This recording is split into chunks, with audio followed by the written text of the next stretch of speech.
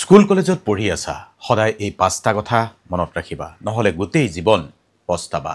এক, আজি যদি তুমি ৬-৭ ঘণ্টা পঢ়িবলৈ টান পাইছা, নপঢ়ি ঘূৰি ফুৰিছা, তেন্তে এদিন ১২ ঘণ্টা ঘৰ্মাক্ত কঠোৰ পৰিশ্ৰম কৰিবলৈ তুমি সাজু হোৱা। ২, আজি যদি মা দেউতাই পঢ়িবলৈ কওঁতে খং কৰিছা, মা দেউতাক ওলোটাই গালি দিছা, তেন্তে এদিন বেলেগৰ টান মাত গালি শুনিবলৈও তুমি সাজু হৈ থাকা। ৩, তোমাৰ নিজৰ সপোন পূৰণ কৰিবলৈ যদি তোমাৰ কষ্ট কৰিবলৈ মন নাই যোৱা, টিভি মোবাইল চাই সময় পাৰ কৰিছা, কৰা। মনত ৰাখিবা এদিন কিন্তু ১০-১২ হাজাৰ টকাৰ বিনিময়ত বেলেগৰ সপোন পূৰণ কৰিবলৈ দিনে নিশাই কাম কৰিবলৈ তুমি সাজু থাকিব লাগিব। ৪, হয়তো তোমাৰ মা দেউতাই ডেকা কালচোৱা দুখ কষ্ট দৰিদ্ৰতাৰ মাজেৰে পাৰ কৰিব পাৰে, কিন্তু মা দেউতাৰ বৃদ্ধ কালচোৱা তুমি কেতিয়াও দুখ কষ্ট আৰু দৰিদ্ৰতাৰ মাজেৰে পাৰ হ'বলৈ নিদিবা।